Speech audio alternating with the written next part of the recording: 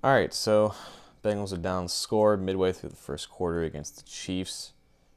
We're going to focus on Tyler Boyd here in the slot. Going to get an inside release, a little over route over the middle. Chiefs are thinking that it's a run based off of pre-snap alignment. This is like the classic little inside zone out of the shotgun that the Bengals normally do, but they're going to run play action out of it. Solid fake, hiding the ball at the mesh point. Here sinks the linebackers in. And against this coverage where you have one of the Chiefs safeties basically playing like a third linebacker, just one deep safety man coverage across the board, you're going to have Boyd with some space here if he can create separation with his route. And he just does barely enough, but that's a rare drop from Tyler Boyd and hit him right in the breadbasket. A solid throw from Andy Dalton. Good timing off the play action. Good design because the Chiefs were thinking run all the way. Again, a solid play fake from Dalton and an accurate throw. That's just got to be a catch from Boyd. So that was effective play action, even though it didn't result in any yardage. This, however, not so much. Only about 30 seconds later, we're going to have, I think this is 12 personnel, but you have both the tight ends lined up in reduced splits out wide, and you have the receivers playing closer to the line of scrimmage. But for starters, the play action doesn't really fool the Chiefs defense at all. They maintain discipline in their zones. No one really goes towards Mixon's fake here. The blocking isn't great either, so Dalton is getting rushed out on the little rollout. But then you just have like a bland levels concept, right? And it's not even levels because like you have three routes breaking towards the field side here, and they're not really separated by any space. So you just have three Chiefs defenders who don't really have to do anything to cover all these guys.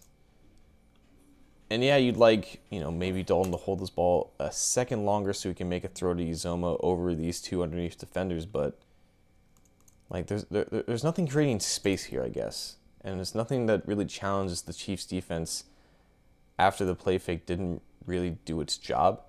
They maintained discipline, and the Bengals don't reward themselves with any route concepts down the field that allow themselves any separation. It's just kind of a wasted play.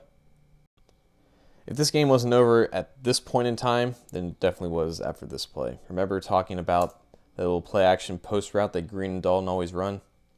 This time it kind of bites him in the butt a little bit. Similar to the last play fake here doesn't really fool any second level defenders. And as a result, the throwing lane and the throwing window for Dalton is immediately a lot smaller than it's intended to be.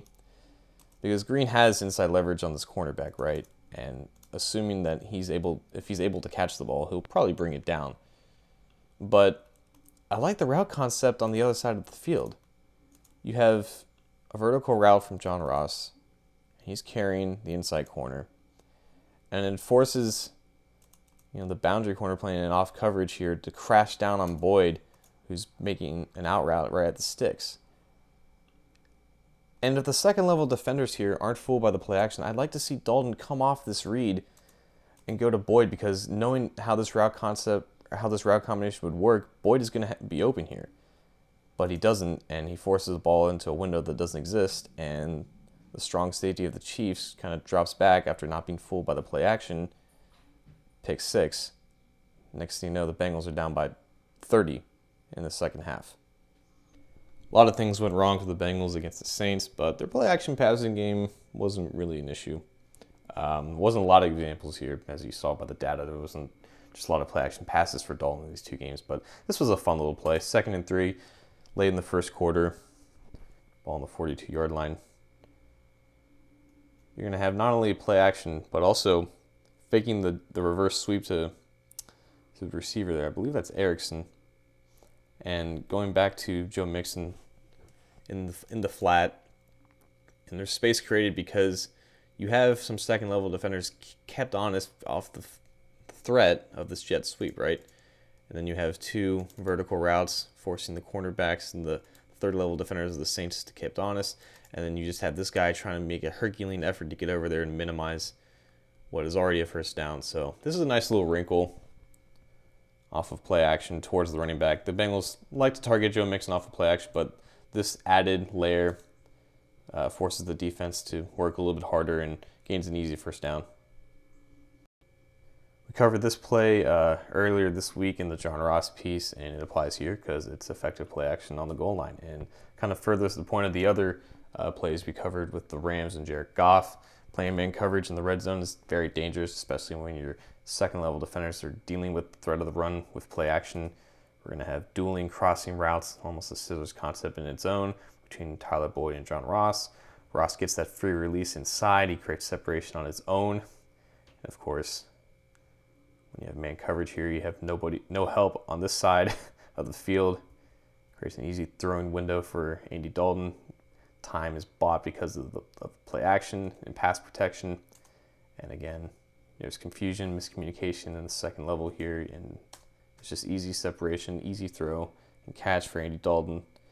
You want to see more of this, right? You want to see more of taking advantage of an advantageous situation in this portion of the field. Effective play calling here, play action sometimes does its job.